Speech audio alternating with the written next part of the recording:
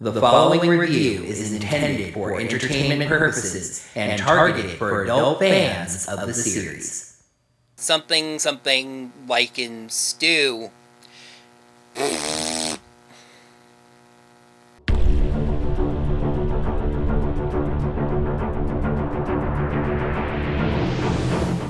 Hello there, heroes. I'm the Orange Ranger, and welcome to another Power Rangers Dino Fury Second Era episode review. Happy Halloween! Alright, time for some honesty. It is November 1st when I'm filming this, and I wore this entire costume to work for 8 hours yesterday, and that's hot, and this is hot, and I'm not wearing this for a review. Just wanted to acknowledge the season in some small fashion.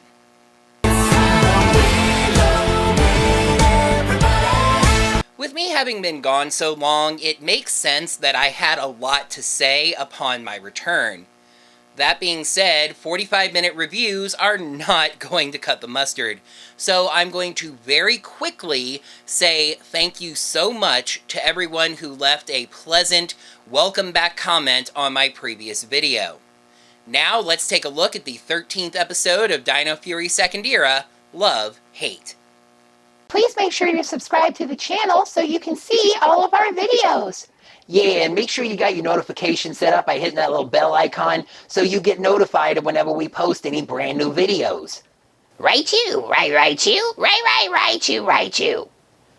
What he said was that if you'd like to support the channel in any way financially, you can consider checking us out on Patreon or Ko-fi at Orange Ranger Videos. Right you.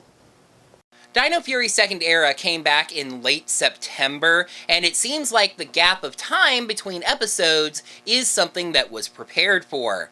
However, as I established last time, Pine Ridge seems to exist inside of some weird temporal anomaly where it can be whatever holiday the writers need it to be at the time. Space is warped and time is bendable. So, of course, for the second episode back for this show that returned in late September, it is Valentines Day, and Buzz Blast is having a special Make the Date obstacle course.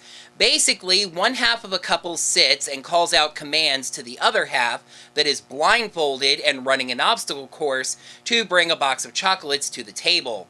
Fern and Izzy are up first, with Fern running the course and Izzy giving commands, and besides this one point where Izzy tells Fern to roll, and instead she just leans back, the two of them are in perfect sync and finish in 20 seconds. Then, Stanny returns! Yes, Stan and Annie, the Buzz Blast interns from the previous episode. I'm of two minds on this. I like recurring side characters. I dislike recurring side characters that add nothing to the plot and are only there for comic relief. Are we seriously adding another comic relief duo to this show? It already has one. Annie sits and commands, Stan runs the course. At least I think it was Stan. For some reason, he looked really different to me than from the previous episode. But I checked IMDb and it's the same actor listed for both. Anyway, he's a train wreck, of course, because it's funny. I guess. Anyway, Stan asks if Annie will be his Valentine anyway. She says no way and blows him off, and this ties into the relevant plot. Izzy tells Fern that this is why you never ask out a coworker. Ollie just happened to be walking in with flowers and a card, and when he hears that, he stops dead in his tracks. So, there's a little gap in the plot here. This may have actually confused some of you, maybe not, but possibly. Ollie is intending to finally ask out Amelia, but he stops because Amelia is his co-worker. Dino Fury, you've kind of forgotten to establish the fact that anyone but Amelia and Javi work at Buzz Blast among the Rangers. Ollie is the son of a scientist. I always just assumed he had family money and stuff. All of the Rangers working at Buzz Blast would explain why they're allowed to hang out there together and how all of them have access to money and stuff, but this is not the kind of detail that we should just be expected to assume. And everyone knows when you make an assumption, you make an ass out of you and umption. I did realize as I was filming this that Ollie's hesitation may come from the fact that he and Amelia are both Power Rangers and co-workers in that sense. However, I really don't think that's it. Ollie never really addresses the fact that his concern is that Amelia is a fellow Power Ranger, just that he overheard Izzy say that you shouldn't ask out your co-workers. Also, I don't consider the two co-workers in that sense, seeing as this isn't one of those government organization or private company type of seasons. The Rangers are not employed and paid to be Rangers, so technically speaking, I don't consider the two co-workers. Well, that settles that. He stops 1 second too late as Fern and Izzy spot him and the flowers in the card and start grilling him on who his Valentine is. Amelia walks up, clearly prepared for it to be her, but Ollie makes up a girl named Stella that works at the Novar Cafe, saying that's his Valentine.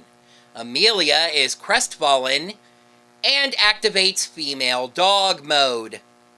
She teases Ollie that the daisies he's going to give her are weeds, and when he says that he cut them himself, she teases him about that too.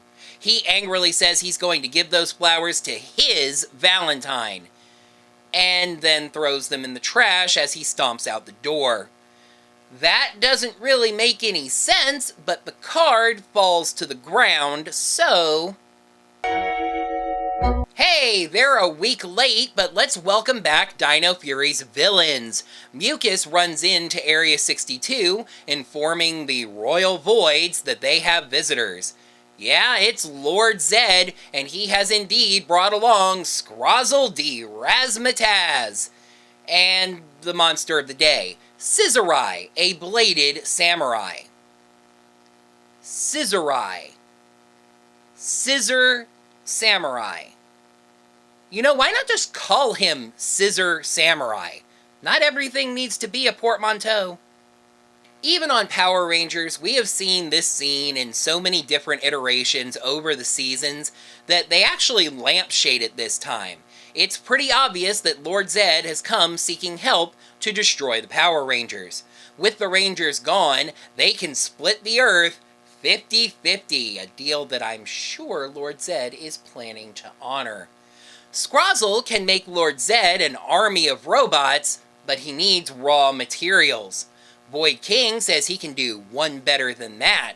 He has the unused footage, the old blueprints of his generals, which Scrozzle can improve upon. Everybody agrees to work together for the moment, though Lord Zedd is left with nothing to do in the immediate moment. Void Queen asks about that, and he says he's got a score to settle. At the base, Amelia is Google stalking Stella. No, seriously. When Solon and Zato come in. Something like in stew, Amelia stumbles around and accidentally activates the RAFCON message. She pretends that it's part of that. Solon gets really excited and throws it up on the main screen. Izzy comes in, hearing all the noise, knows what's really going on, and asks the others to let her take care of this. The two girls start to talk, but then Ollie teleports in, Amelia gets frustrated, and teleports out. If there is a silver lining to this very tired miscommunication love story, it's absolutely Izzy. She gets to spend this entire episode being the voice of reason and telling both of these two how obvious and idiotic they're being. And she just has this look she gets on her face that she gives to both of them in the episode that's kind of like, "Aww, you really are that stupid, aren't you? It's delicious." She finally gets it through Ollie's head that Amelia wanted to be his Valentine, and he admits that he's into her too. Hey, at least this relationship has been developed from both sides. Anybody remember Nate and Zoe? Yikes. Izzy makes her one mistake of the episode when Ollie makes her promise not to tell Amelia anything so he can go think. No, bad Izzy. Screw both of them. Go tell Amelia exactly what's happening and then lock these two in a room. Ollie decides to text Amelia and offer to get together and talk things out and tries to find the right words. Hey, at least that's a situation I can relate to. When he's attacked by Scissorai. He doesn't morph, because why would you? Seriously, it's not like he was jumped or anything. He had plenty of time. Anyway, Scissorai lands a slice on his arm and cuts his hand off. Your arm's off. No, it isn't. Well, what's that then? I've had worse. No, of course it doesn't do that. It's some kind of mystical slice that takes control of Ollie's mind. Maybe some of his cells on the blade, or some kind of a potion or something. Anyway. Lord Zedd says this is revenge for Ollie calling him Radiator Face. I really hope that that was a joke, because I don't think Lord Zedd is quite that petty. However, there is a 2 action figure set being sold of Zedd and Ollie, which would imply an ongoing rivalry. J-Borg remembers her own existence and finds the card that I mentioned earlier, seeing it addressed to Amelia and giving it to her. Hunter Dino is a master at what I'm going to call acting in the moment. She's very good at expressing emotion and can transition that emotion on a dime. The way she goes from sheer delight at realizing that she was the intended Valentine for Ollie to, oh no, at what's happened since then, fantastic. At the base, Ollie is downloading something when Amelia zaps in. She actually has this really cute little act where she pretends to put together that she was the one that Ollie actually wanted, but of course, Ollie is not himself right now, and he just leaves. What's really frustrating about this scene is that Solon comes in, and as she's explaining it, Amelia literally uses the phrase, "He's not acting like himself." Amelia, you're smarter than this. Put it together. I award you no points, and may God have mercy on your soul. Suddenly, the Ranger hotline floods with calls about Lord Zedd being in a warehouse.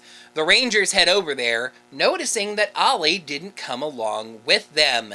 They stumble upon a meeting of Zedd and Boyd King, but then Zedd quickly just tells them to come out and see what he's done. The Rangers see all of the bad guys, as well as Ollie, who bows to Zedd as his new master. Oh me, oh my. Scrozzle brings in Boom Blaster, an upgraded Boom Tower. Zedd, King, and Scrozzle leave the Rangers to fight Boom Blaster, Scissorai, and one of their own. What always gets me when there's a mind-controlled Ranger the others have to fight is this sort of implication that when the Rangers are under their own control and fighting for good, they hold themselves back a little. Because mind-controlled Rangers never seem to have a problem beating their teammates around. Ollie pretty much sweeps the rest of the Dino Fury team. Izzy has an opportunity to get a lick in, but can't bring herself to do it. Now you see that evil will always triumph, because good is dumb. This fight rather abruptly splits in two, with the monsters, so to speak, going outside to fight Zato and Amelia, while the others deal with Ollie in the warehouse. Zato goes Dino Knight and protects Amelia from some blasts in a move that I found slightly downgrading to her. I mean, she had been knocked down, but this was literally a knight protecting a damsel in distress. Back with the Evil Ranger, we have actually a nice, organically written idea on how to deal with that. Ollie activates the Smash Armor, and Izzy worries that Ollie is going to knock Ion out. Knock him out gives Javi the idea to use the snooze key to put Ollie to sleep. They get him up to get him over to Solon at the base to deal with... Oh yeah, Scissorai earlier identified it as a mind control poison. I'm pretty sure that's not how poison works, but whatever. Solon starts working on Ollie before the poison affects his Ranger energy, whatever that means. Based on its previous uses in the franchise recently, it means whatever the writers want it to mean. Void King unleashes a new attack that knocks the armors off of Red and Pink, and then tells Scissorai to grow, because I guess they're just selling pocket gigantifiers at the Pine Ridge Walmart now. Zato gets creative to form a Megazord to deal with this, forming the T-Rex Blazing Megazord, which is just the T-Rex Zord and the Dimetro Zord. He'll deal with the biggin. Amelia will, in her own words, stall the two on the ground. What are you talking about? This does not get any better. As Zato fights up top, Amelia activates the Grabby key, which means absolutely nothing because Void King uses an attack that just absolutely wrecks her. Suddenly, Boom Blaster goes, "Hey, I just got a text from Zedd and I gotta go, bye." Void King, to his credit, realizes that a robot Zedd provided suddenly taking off probably isn't a positive thing and leaves to investigate. Amelia is relieved. She teleports up with Zato and the other Rangers arrive in the Terra Freeze Zord. They actually use a tactic that makes literal scientific sense, but they don't really bother explaining that, not that they necessarily had to. They freeze Scissorai and then heat Scissorai. This is an actual scientific technique to shatter metal. But it doesn't really shatter Scissorai, it just works, but not as well as you would expect. This is no Dino Fury victory. Scissorai survives, shrinking down and teleporting away. Back at Area 62, the only part of the conversation that matters is that Zedd is not there. In fact, Void King says that Zedd and his cronies are not anywhere on Earth.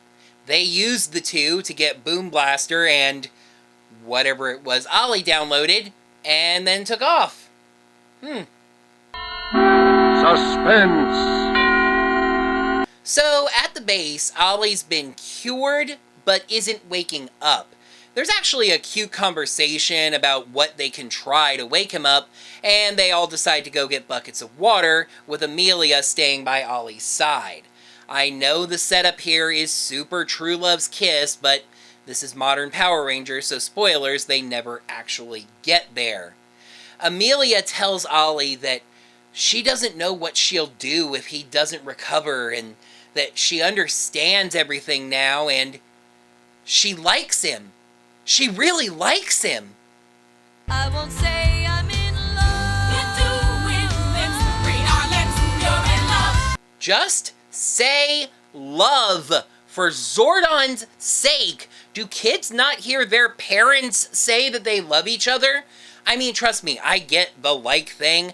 I once had a long-term relationship where we actually made a running joke out of how long we went without saying we loved each other for the first time. But it's just so clear that the writers are avoiding it because they feel like it's too intense or something. Just go for it. Go for it! Go!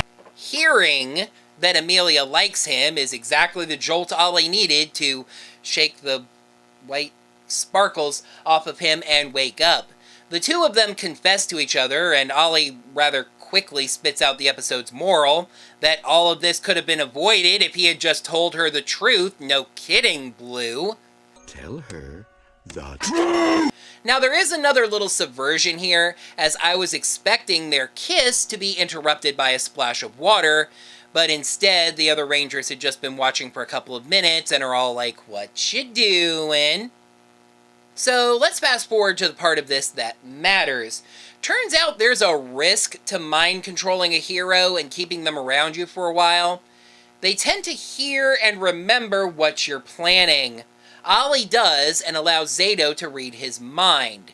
The information that Ollie stole on that little blue thumb drive was the 2 parts of the Rathcon message, while out in space, Zedd managed to steal the 3rd and final part.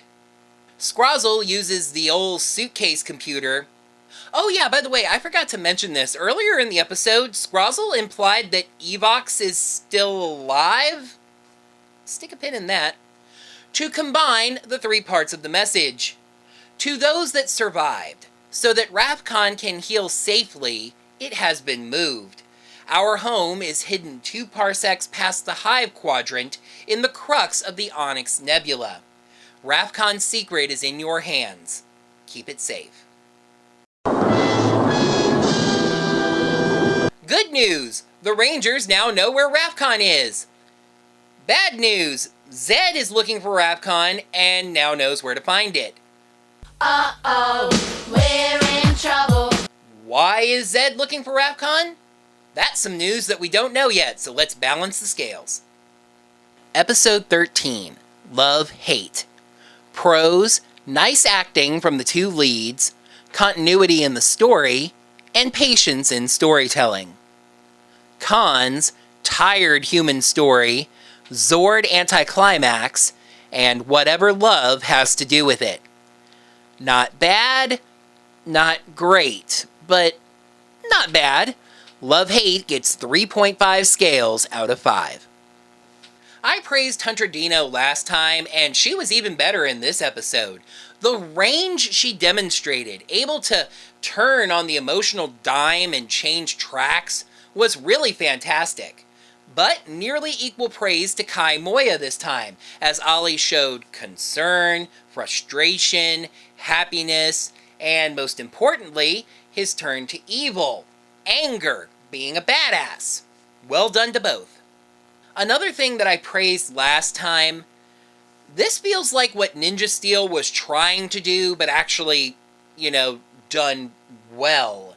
Episodes are leading nicely from one into the next. They didn't mean anything in this episode, but having Stanny back from last time tied these 2 episodes together well, and of course we have Lord Zedd's return, having just freed Scrozzle and saying he went to get his staff and now having his staff. This is sort of 1A and 1B since they're very strongly related, but overall we have a deeper plot continuity from episode to episode than we have in other seasons. There's this longer ongoing story, and we're getting elements brought back and satisfied even if we haven't heard about them for a while. How long has it been since we heard about the Rathcon message? And now that's going to pay off. And we're getting Scrozzle back, a character from another season. I was hanging out with one of my best friends this past Saturday, and the conversation somehow got onto the Hallmark Christmas movies, maybe because the season for those is coming up soon. And I, of course, mentioned how former Time Force Pink Ranger actress Erin Cahill has just signed a multi-picture deal with Hallmark to be in those movies. But she, my friend, not Erin Cahill, hi Kimmy, said that she cannot stand those movies because every single one of them has the exact same plot.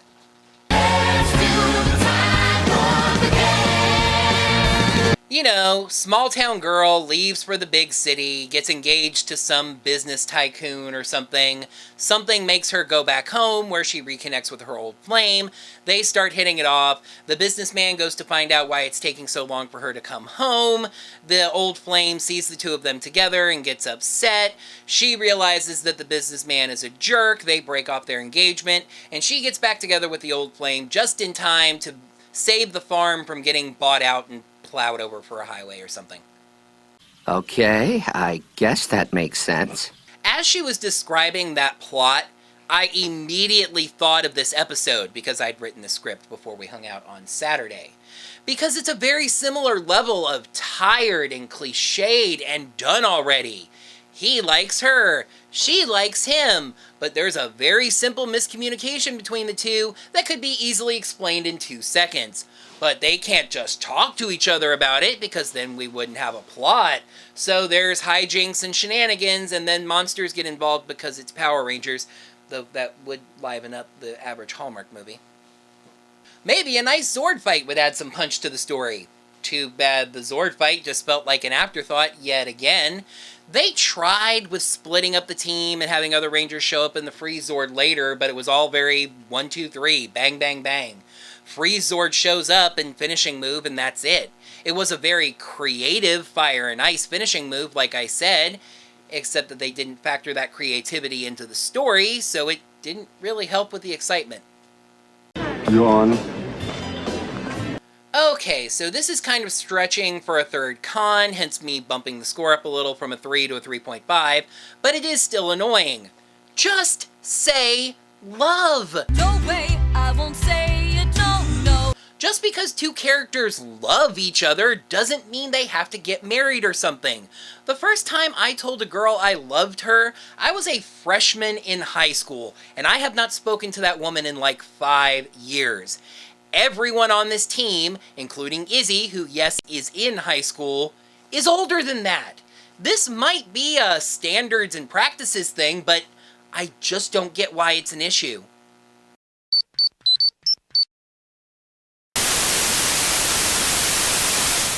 Hey there everybody, this is Editing Sean, and as I was doing the final proof watch for this video, I realized there was a point I needed to cut in to the video here. During the pros and cons, I mentioned that I was stretching for a third con, which was them not saying the word love, and I realized there was actually a much stronger point that I could have used as the third con. I didn't want to try to cut up the video or refilm another segment for it, so I'm just going to explain it now.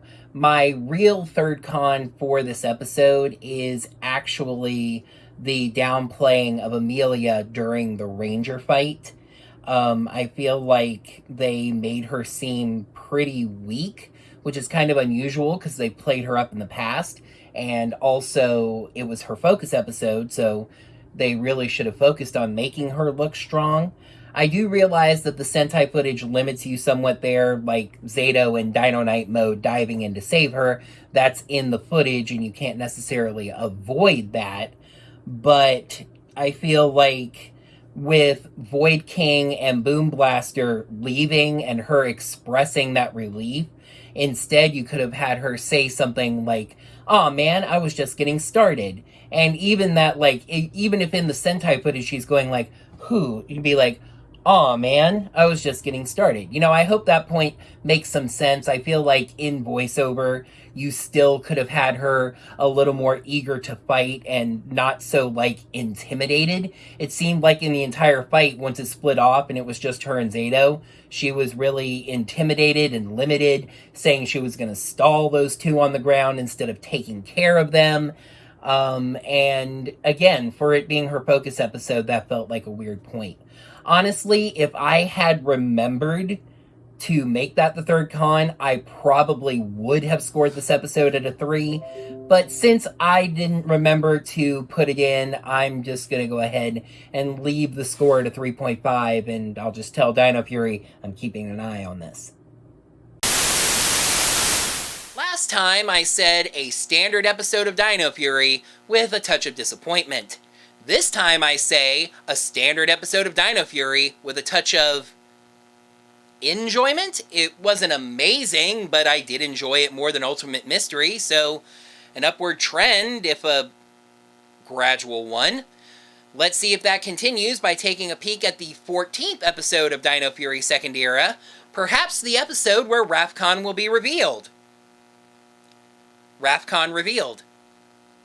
The Rangers must undertake a dangerous journey to stop Lord Zedd, but feeling that he's the key to everything, Ion takes some unnecessary risks. Quick little sidebar here, you might notice that my synopsis for this episode is a little more vague than ones you see from sources like Ranger Wikia, which is the closest I would consider an official synopsis of the episode. I'm under the impression that some of my viewers choose to wait for my reviews to watch the episode, and they'll even watch my reviews before watching the episode. I would say that doesn't really make a lot of sense. You should really watch the episode itself and form some of your own opinions before watching a review and hearing what other people thought of the episode. But Regardless, in case some people are doing it that way, I choose to, when the Ranger Wikia, which is where I get the synopsis for the episode, when that synopsis is a little more spoilery than I want it to be, I decide to just go ahead and rewrite it into something more vague. Who cares? What? Who cares? That is going to do it for another Power Rangers Dino Fury Second Era episode review. Thank you, heroes, so much, as always, for watching. Now that the video's done, you can let me know what you thought of this episode, as well as my review of it, down in the comments below. While you're down there, make sure you smack that thumbs up button to let me know that you enjoyed this video. And if you'd like to lend some financial support to the channel in a way that is not Patreon or Ko-fi, feel free to check out my Teespring store. I can never remember what the link to it actually is, and it changes sometimes, so here's the link right here. If you are unable to see the link on the screen, just search Google for Teespring Orange Ranger videos. It should pop right up for you. I have shirts like this one with the old logo as well as the one with the new logo. By the way, to clarify, and you might have seen Rock Tiger Design's YouTube comment there about not being offended, both of those logos were actually designed by Rock Tiger Design. I was just saying that I kind of prefer the old one to the new one. He obviously wasn't upset about that. Go subscribe to Rock Tiger Design, etc, etc, etc. But anyway, there are t-shirts, there's socks, there's masks, there's all sorts of lovely merchandise. There should be at least some of the shirts, if I saw right last time, right down below the video that you can look at, the YouTube shelf as it's called, so check that out, and I appreciate any support that comes through that way or any other way, or just your comments. Thank you so much for welcoming me back. This video is probably getting long again. Until next time, heroes, may the power protect you. He just directly mentions overhearing Izzy say that people shouldn't ask out their co-workers, and I farge, as this isn't one of those. She teases Ollie that the flowers he's going to give her when he's jumped by Scissorai. No, because I say it's not like he was jumped. He was just jumped. J-Borg remembers her own existence and finds the card I mentioned earlier. I knew that was gonna happen. But just in case anybody is doing it that way, and like I said, I've heard a couple people hear the phone ring, I choose to make my synopsises of and if you're looking for a way to, if you're looking for a way to financially support this channel that's not Patreon or Ko-fi, check out my Teespring store.